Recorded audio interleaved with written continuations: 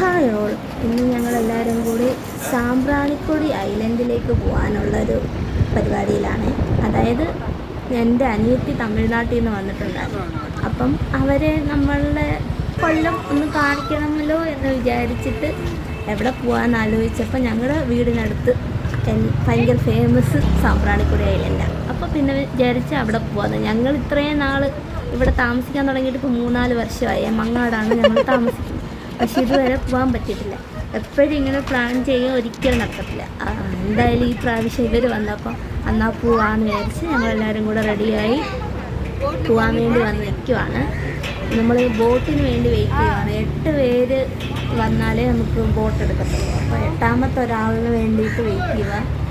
വിഷ്ണുവിൻ്റെ ഒരു ഫ്രണ്ട് വരുമെന്ന് പറഞ്ഞു. അപ്പം അവൻ വന്നിട്ട് കയറാമെന്നും പറഞ്ഞ് വെയിറ്റ് ചെയ്തുകൊണ്ടിരിക്കുന്നു. നല്ല ഭംഗിയുള്ളൊരു സ്ഥലമായിരുന്നേ. നല്ല സുഖമുള്ള കാറ്റും നല്ല വെള്ളവും. വെള്ളത്തിൽ കളിക്കാൻ എല്ലാവർക്കും ഇഷ്ടമുള്ളൊരു കാര്യമാണല്ലോ. എനിക്കും നല്ല ഇൻട്രസ്റ്റാണ്. പിന്നെ എൻ്റെ ഋതുവിൻ്റെ കാര്യം പറയണ്ട. അവനെ വെള്ളത്തിലോട്ട് ഇറക്കി വിട്ടാലേ അവന് നല്ല ഇൻട്രസ്റ്റുള്ള കാര്യമാണ്. പിന്നെ ഇവർക്കത്ര ഒരു കുത്തരിയല്ല എന്ന് തോന്നുന്നു. കാരണം അവർക്ക് അവിടെ കുളമൊക്കെ ഉണ്ട്. കുളത്തിൽ മീൻ പിടിക്കാൻ പോക്കും കളിയും എല്ലാം ഉള്ളതാണ്. പിന്നെ നമ്മളുടെ ഒരു ആഗ്രഹത്തിൻ്റെ പുറത്ത് അവരെ എവിടെ കൊണ്ടുപോകാമെന്ന് ആലോചിച്ചപ്പോൾ നമുക്ക് നമ്മളുടെ ഒരു ടൂറിസ്റ്റ് സ്ഥലം എന്ന് പറയുന്നത് സാമ്പ്രാണിക്കൊടി ആയതുകൊണ്ട് അവിടെ കൊണ്ടുപോകാമെന്ന് വിചാരിച്ച് പോവാണ്. ഹൗസ് ബോട്ടൊക്കെ പോകുന്നുണ്ടായിരുന്നു. ഭയങ്കര രസമുണ്ടായിരുന്നു ഹൗസ് ബോട്ടൊക്കെ അടുത്ത് കാണാൻ. ഞാനിങ്ങനെ വെള്ളത്തിലൊന്നും ആദ്യമായിട്ടാണ് ഇങ്ങനെ അടുത്ത് ഹൗസ് ബോട്ടൊക്കെ പോകുന്നതൊക്കെ കാണുന്നത്. നല്ല ഭംഗിയുണ്ടായിരുന്നു. എല്ലാവരും കൂടി നല്ല ജോളി മൂടായിരുന്നു. പിന്നെ വിഷ്ണു എന്തൊക്കെയോ തമിഴിലൊക്കെ പറഞ്ഞ് മനസ്സിലാക്കുന്നുണ്ട് വസന്തിനെ.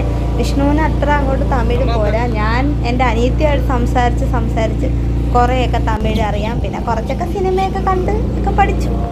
അങ്ങനെ നമ്മളിതോ സാമ്പ്രാണിക്കൊടി ഐലൻഡ് എത്താറായി. ബോട്ട് നമ്മുടെ അവിടെ സൈഡിൽ ഒതുക്കിയിട്ട് നമ്മളെ എല്ലാവരെയും ഇറക്കിയിട്ട് ബോട്ടങ്ങ് തിരിച്ചു പോരും.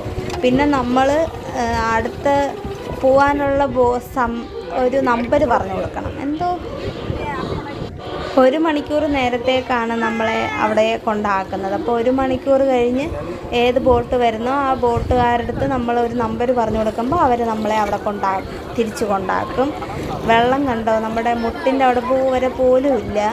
ഋതുവിനെ ഇറക്കാൻ ആദ്യമേ ഒരു പേടിയായിരുന്നു. അത് കാരണം അവനെ വിഷ്ണുവിൻ്റെ കൂട്ടുകാരൻ തലയുടെ അവിടെ തോളി വെച്ചുകൊണ്ടാണ് കൊണ്ടുവന്നത്. നല്ല തിരക്കുണ്ടായിരുന്നു.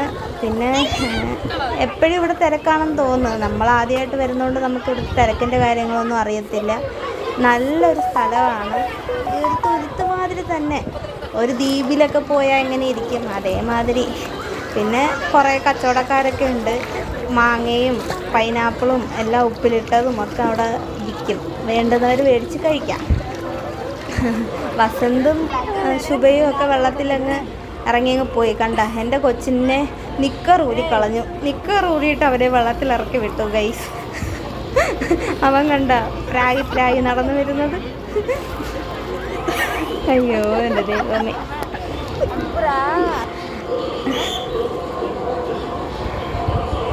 എന്നെ കണ്ടാൽ പിന്നെ അവനെ എടുത്തോണം. അവൻ പിന്നെ താഴെ നിൽക്കത്തില്ല. എന്നെ കണ്ടു കഴിഞ്ഞാൽ അവനെ അപ്പം എടുത്തോണം. എന്ത് സ്വഭാവമാണെന്ന് എനിക്ക് അറിഞ്ഞൂടേണ്ടത്.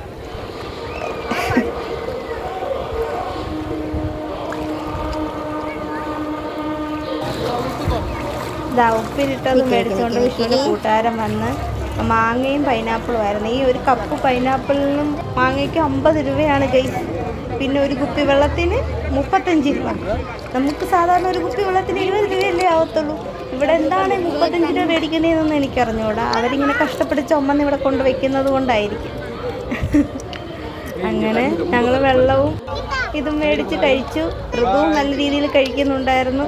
അത് കഴിഞ്ഞ് പിന്നെ കുറച്ച് ഫോട്ടോഷൂട്ടൊക്കെ നടത്തി. വെള്ളത്തിൽ കളിക്കാനായിട്ട് ഒരു സ്ഥലത്തിരുന്ന് കാലിട്ടടിക്കുവാണ്. വിഷ്ണു അടിക്കുന്ന കണക്ക് ഞാൻ അടിക്കാൻ വേണ്ടി ഫ്രണ്ടിലോട്ട് ഇറങ്ങിയിരുന്നൊക്കെ കാലിട്ട് അടിച്ചിരുന്നു. അത് കഴിഞ്ഞ് ദാണ്ട് 2 എണ്ണത്തിനെ ഒക്കത്തെടുത്ത് വെച്ച് കുറച്ച് ഫോട്ടോസ് എടുത്തു. അത് കഴിഞ്ഞ് സിസ്റ്റേഴ്സുമായിട്ടൊരു ഫോട്ടോസ്, പിന്നെ ഫാമിലി ഫോട്ടോസ്. അങ്ങനെ ഫോട്ടോ എടുക്കാൻ തുടങ്ങിയ ചറ ഫോട്ടോസാണ്. അപ്പം ഇത്രയേ ഉള്ളൂ ഇന്നത്തെ വീഡിയോ. Tata bye bye.